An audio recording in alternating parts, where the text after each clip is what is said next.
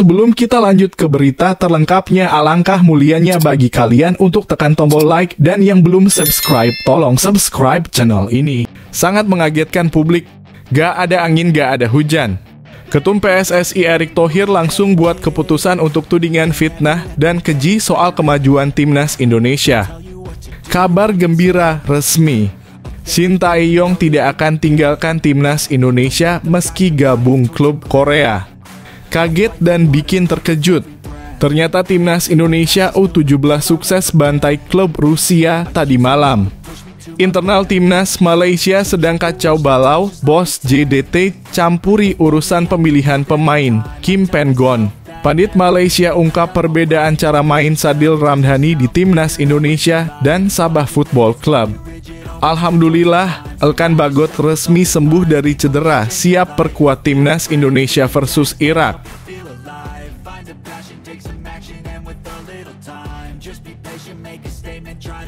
Sangat mengagetkan publik. Gak ada angin, gak ada hujan. Ketum PSSI Erick Thohir langsung buat keputusan untuk tudingan fitnah dan keji soal kemajuan timnas Indonesia. Ketua Umum PSSI Erick Thohir menegaskan aturan promosi dan degradasi di Liga 1 tidak berubah. Ini sekaligus membantah isu yang beredar bahwa akan terjadi perubahan slot degradasi musim depan menjadi hanya satu tim. Erick menegaskan regulasi soal kompetensi adalah hal yang tak bisa ditawar-menawar karena sesuai dengan keputusan Kongres. PSSI tegas berpegang pada ketentuan yang berlaku bahwa promosi dan degradasi adalah 3 tim, tak ada tawar-menawar soal itu, kata Erick. Menurut Erick, semangat PSSI selaras dengan prinsip FIFA soal fair play. Sejak awal liga, lanjut Erick, ketentuannya sudah ditetapkan soal tim yang akan promosi dan degradasi. Menurutnya, sesuai dengan semangat fair play, ketentuan itu harus dipatuhi oleh seluruh pihak. Tidak ada perubahan di tengah jalan. PSSI tidak menoleransi dan jelas menolak isu itu karena tidak sesuai dengan semangat fair play. Dengan sistem kompetisi yang konsisten, Erick optimistis kompetisi Liga 1 musim ini akan semakin mendorong perkembangan sepak bola nasional. Kompetisi yang teratur dan sehat akan melahirkan timnas yang sehat. Selain itu, sistem kompetisi yang berputar secara konsisten juga akan memberi kepastian dari sisi bisnis. Karena itu, kami semua sepakat menjaga sistem kompetisi yang telah disepakati dalam Kongres, ujarnya. Erick pun mengapresiasi seluruh tim maupun supporter yang mendukung terciptanya kompetisi yang konsisten soal regulasi. Konsistensi ini penting untuk dijaga, bukan justru diubah-ubah yang justru akan tidak baik bagi citra dan stabilitas kompetisi itu sendiri, ujar Erick.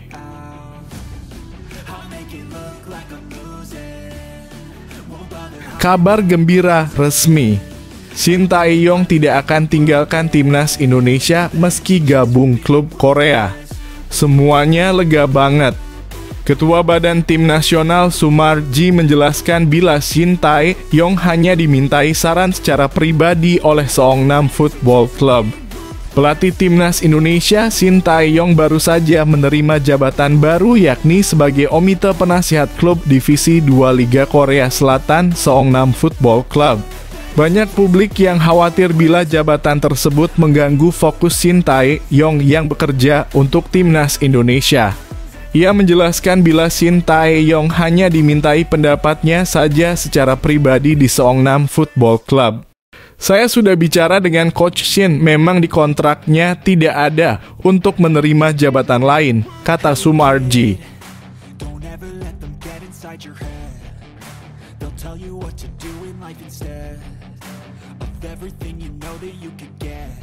Kaget dan bikin terkejut. Ternyata timnas Indonesia U17 sukses bantai klub Rusia tadi malam. Begini kronologinya. Sangat minim informasi mengenai laga tersebut sebab pertandingan uji coba itu digelar tertutup. Namun demikian, pencetak gol pada laga itu telah diketahui. Arkan Kakak dan Nabil Ashura kompak mencetak brace di laga itu. Lalu apakah kemenangan telak itu menjadi pertanda timnas Indonesia U17 bakal menggila di Piala Dunia U17 2023? Kita tunggu saja, semoga makin membaik.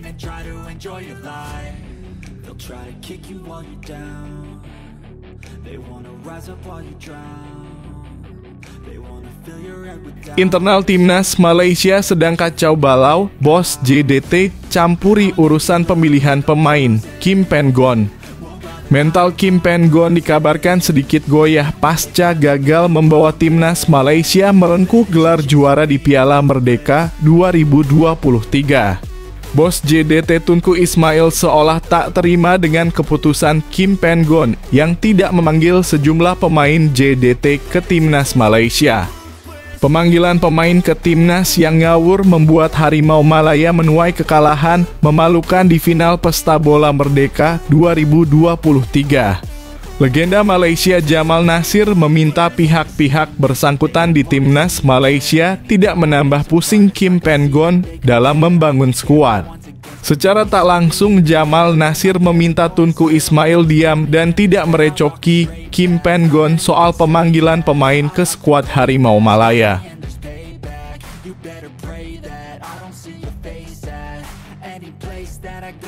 Pandit Malaysia ungkap perbedaan cara main Sadil Ramdhani di timnas Indonesia dan Sabah Football Club. Pandit yang bernama Kes Sundaresan itu menilai Sadil versi Sabah Football Club tidak muncul di timnas Indonesia. Menurutnya, saat berada di klub, Sadil tidak memiliki tugas bertahan sehingga bisa fokus menyerang. Taktik tersebut yang coba dimaksimalkan oleh pelatih Sabah Football Club, Ong Kim Swee. Cara Sadil digunakan oleh pelatih Ong Kim Swee adalah dia pemain yang tidak memiliki tanggung jawab untuk bertahan, pemain yang tidak memiliki tanggung jawab posisi, kata Kes Sundaresan. Di Sabah dia diberi kebebasan sepenuhnya untuk bergerak ke depan, ujarnya. Sedangkan di timnas, STY juga instruksikan bantu pertahanan.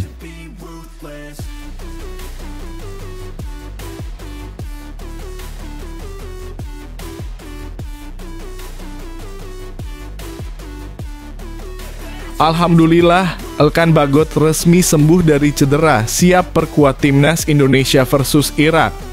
Kabar terakhir, bek setinggi 194 cm itu mengidap cedera punggung yang didapat saat membela timnas Indonesia 12 dan 17 Oktober 2023 lalu.